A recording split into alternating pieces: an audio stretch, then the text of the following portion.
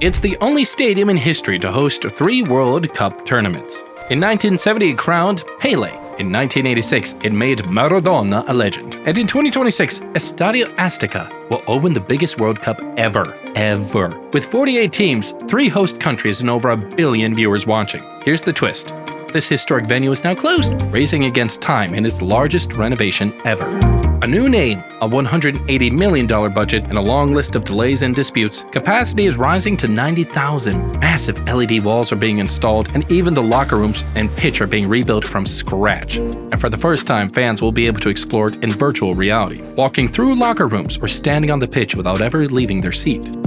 But with deadlines looming and major controversies swirling, one question hangs over everything. Can the Colosso de Santa Ursula truly be ready to make history once again? Well, let's find out. Before we dive into the renovation details, we need to first grasp why Estadio Azteca holds such immense significance. This stadium is more than a sports venue. It's a symbol of Mexican pride and a cornerstone of football history. Built in the early 1960s, it was the vision of media mogul Emilio Azcárraga Milmo, who saw football as a powerful spectacle, a source of national pride, and an opportunity to showcase Mexico on the world stage. Back then, Mexico had stadiums, but not ones big enough for what Azcárraga had in mind. So in 1962, construction began on a new and massive arena. The chosen spot? Santa Ursula, just south of Mexico City. By 1966, Estadio Azteca opened its gates, with room for over 107,000 roaring fans, and it was a sight to behold. What happened next? History! Brazil's Pelé lifted the World Cup trophy here in 1970, and in 1986, Maradona ruled the field, and both finals happened inside this very stadium, something no other stadium on earth can say. It also hosted the famous Game of the Century, along with concerts and even NFL matchups. It's a stadium filled with moments that made sports history, but even legends grow old, and over time the cracks start to show. Walkaways become tight, seats faded, facilities fell behind, and for years people looked the other way, but then FIFA came knocking again and everything changed. In 2026, Mexico will co-host the World Cup, alongside the United States and Canada. And once again, Estadio Azteca was chosen for the spotlight. Not just to host matches, but to open the entire tournament, which is a big deal. A global event that needs a global standard venue. And suddenly the clock is now ticking. So how do you prepare a 60-year-old stadium for the biggest football event on earth? Well, the answer is, as much as it sucks, you tear it down just enough to build it back stronger than ever. In mid-2024, Estadio Azteca closed its gates for the biggest makeover in its history. Now, this isn't a simple touch-up. It's a full transformation, one that digs deep into both its concrete and its character.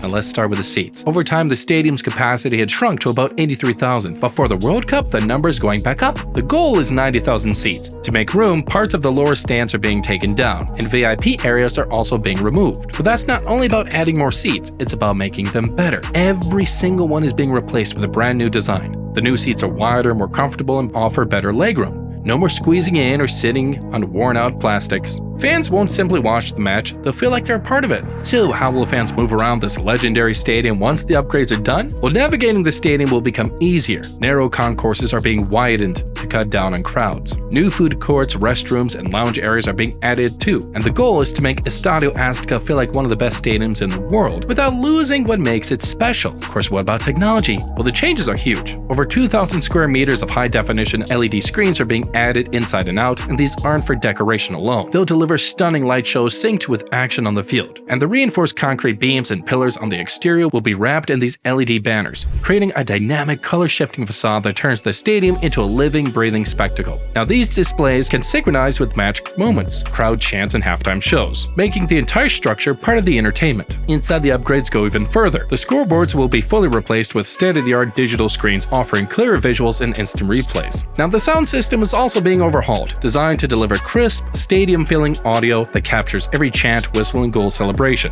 New lighting rigs will allow for fully choreographed events before, during, and after matches, transforming each event into an immersive experience. And what about the players? Well, even the locker rooms are being rebuilt from the ground up. They're being moved under the eastern stand instead of behind the goal. And why, you ask? Well, it makes getting in and out faster and easier, especially with the brand new access tunnel running directly beneath the pitch. The new tunnel isn't just for convenience, it's a part of the show. Teams will emerge in dramatic fashion right into the spotlight, adding theatrical flair to the kickoff moment. And then there's the roof. For years, fans have dealt with leaks during Mexico City's sudden storms. That is about to change. The old roof is being replaced with stronger materials and nude panels that glow with soft light. This way fans stay dry and the stadium gets a brighter, more modern feel. Still, some things won't change. What is staying? Well, there's a 66 outward-sloping columns that give the stadium its famous volcano-like shape.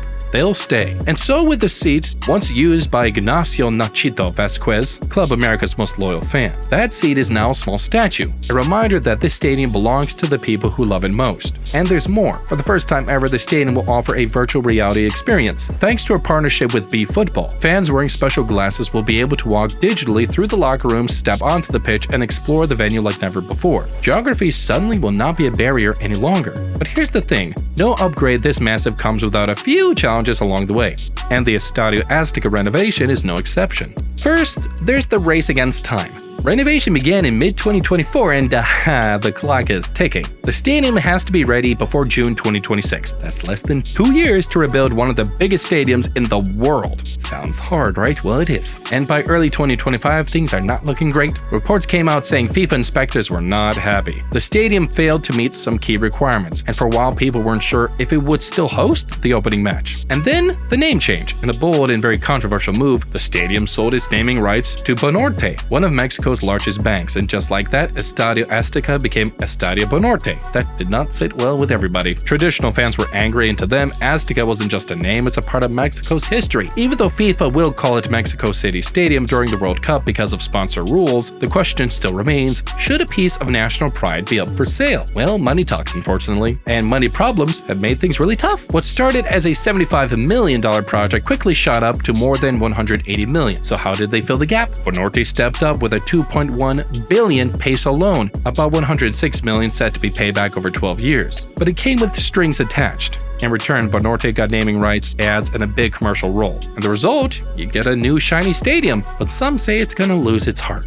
I feel for them. And that's not all. There's also a big fight over VIP boxes. Back in the 1960s, 134 private investors helped pay for the stadium, and in return they got 99-year rights to their luxury boxes. But now FIFA wants those boxes changed, or even gone. Empty for the 2026 World Cup. Some owners said sure, others said nope. One even said it's like forcing me out of my own home. Now there are legal threats and tempers are starting to flare. Then there's the issue of workers' rights. In early 2025, the Building and Woodworkers International Union tried to check how workers were being treated, but says it was blocked at the gate. The union claims FIFA isn't following its own promises, and just like what happened in Qatar and Russia, FIFA says that's not true and that local unions are keeping watch, but not everyone believes them. And what about the teams who call the stadium home? Club America and Cruz Azul have been forced to leave. With Azteca closed, both teams have had to find places to play. Fans are not happy, money's down, and one big question hangs in the air.